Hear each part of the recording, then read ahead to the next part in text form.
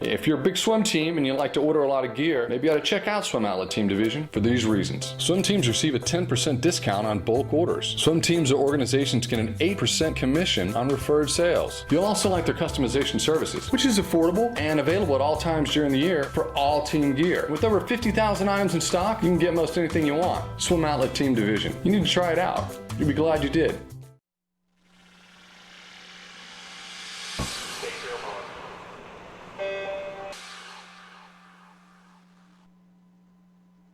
This is the Morning Swim Show for Wednesday, October 23rd, 2013. I'm your host, Jeff Cummings. Joining me in just a few seconds in the Finis Monitor will be Tanja Kylliainen. She's a junior at the University of Louisville, and she just had a great weekend at the SMU Classic, winning 3 events. And Tanja joins us now via Skype from Louisville. Tanja, it's good to see you. How are you today? I'm doing well. How are you? I'm doing excellent, thanks. So 3 wins in Dallas. Let's run through them. 200 IM, 158.3, 400 IM, 407, 200 fly, 154. You have to be excited about the way you swam, especially since you were so close to your personal best in these.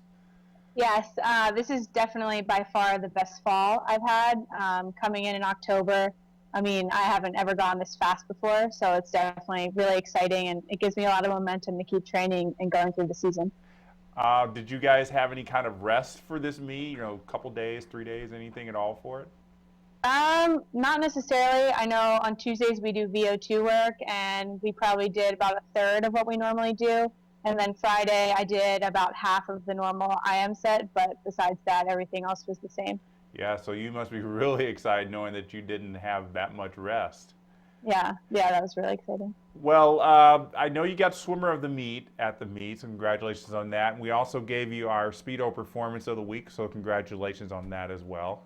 Thank you. I bet you were when you were on the plane to Dallas, you weren't expecting at all to swim that fast. I mean, what do you think about, you know, the attention that's coming your way regarding these swims and how it's going to translate to the rest of the season?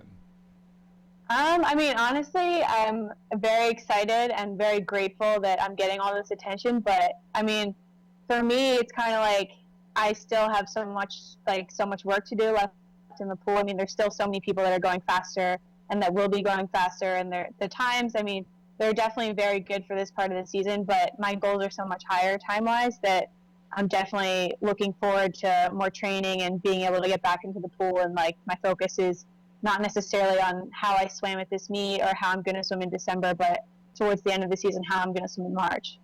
Well, I've swum in that pool at SMU. It's not really the best pool. I mean, the turn-in's about 3 feet deep. It's not really great. You know, it's not the ideal condition. So, right. You know, I just imagine, you know, like I said, I've swum in that pool. I've had some good swims there. It's always boggles my mind, first of all, they can have such good swims in that pool, but you know, you got to walk away thinking, you know, what would I have done if I were in an 8-foot deep pool with, you know, excellent starting blocks and you know, maybe if I had more than 10 minutes between my 200 IM and 200 fly.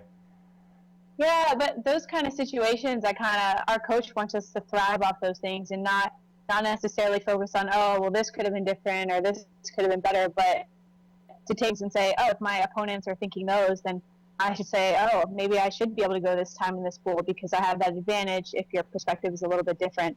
And also the fact that there's a 3-foot depth, I guess, in the short end, it doesn't really affect me or scare me that much because I'm only 5'1", so that's yeah, so good. your hands won't scrape the bottom on your breaststroke Right. pullouts.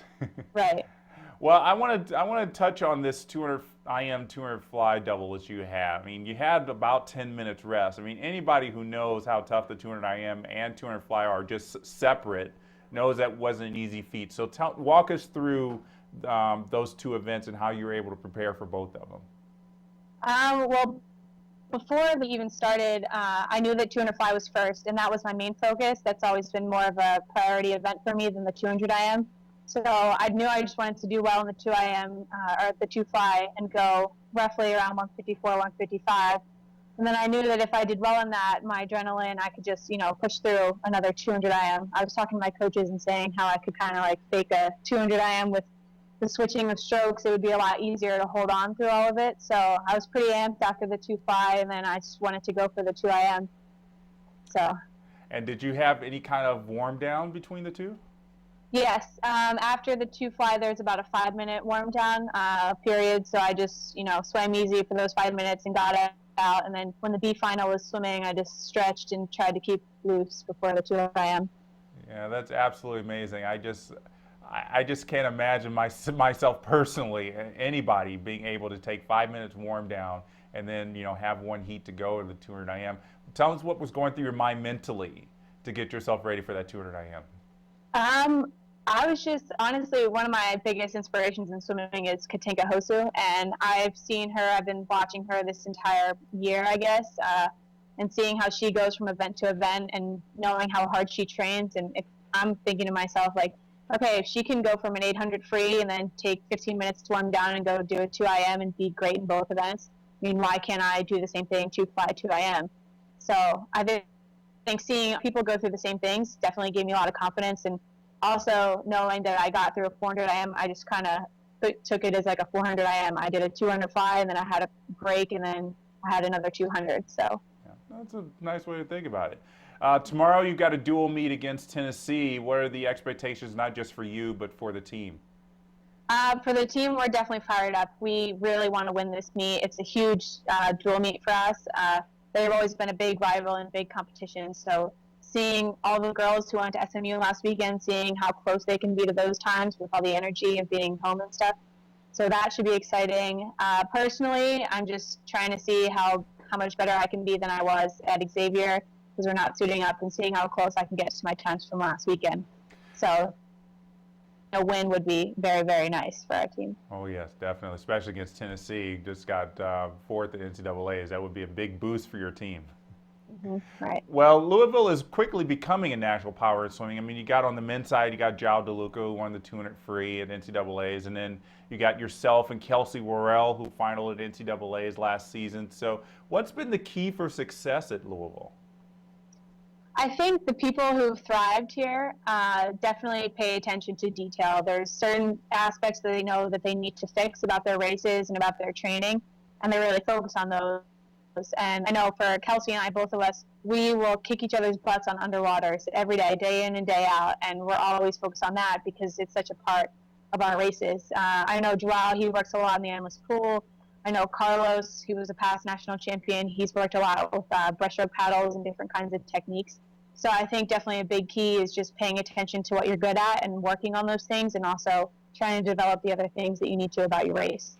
Yeah, speaking of Kelsey, I mean, she is a great 100 flyer, so you're a great 200 flyer. So I guess the two of you do you ever meet in the middle and race a 150 fly at all?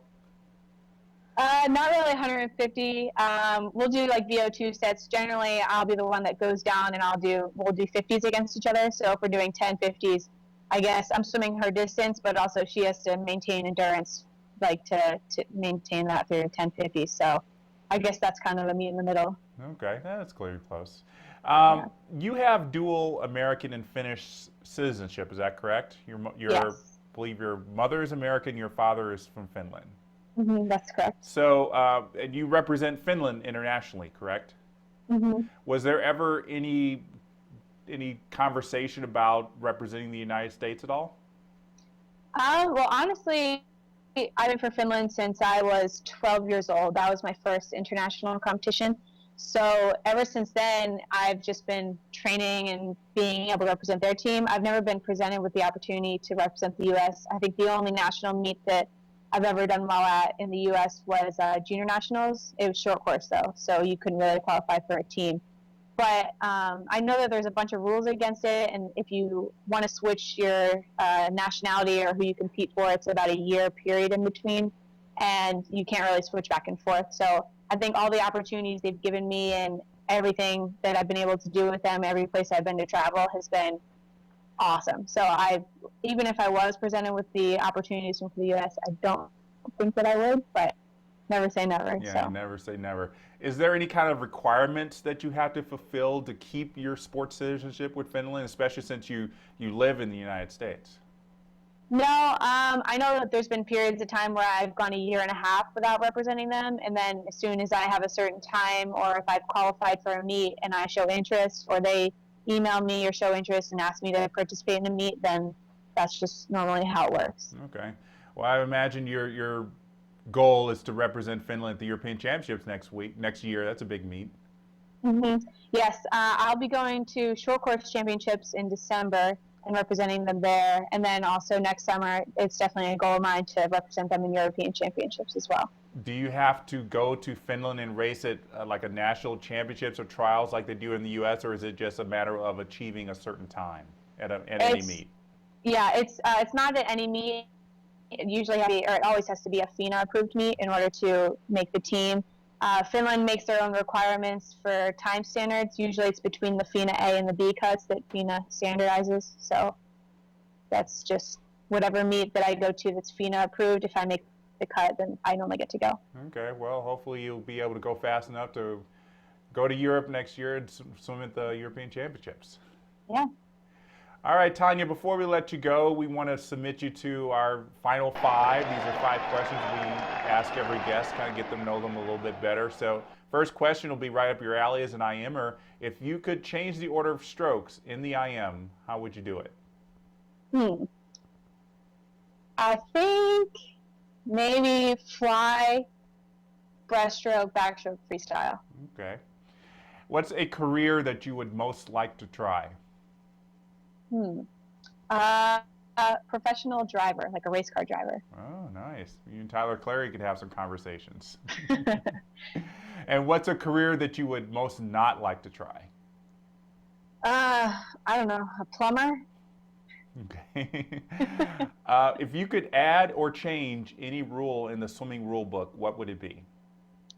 That you could go farther than 15 meters underwater. Okay. And last question, where do you like to go on vacation? Finland. Finland. Okay. Yep. Even in the summer where it's pretty much endless days? Yeah. It's not bad. No, it's nice going there in the summer. I can sleep through anything, so that's not a big deal. Okay. Well, Tanja, congratulations again on a great SMU Classic. We're looking forward to seeing how you do at Short Course Europeans and NCAAs in March. So thanks for joining us, and we'll see you soon. Awesome. Well, thank you. All right, so that's going to do it for today's edition of the Morning Swim Show. I'm Jeff Cummings. Thanks for watching.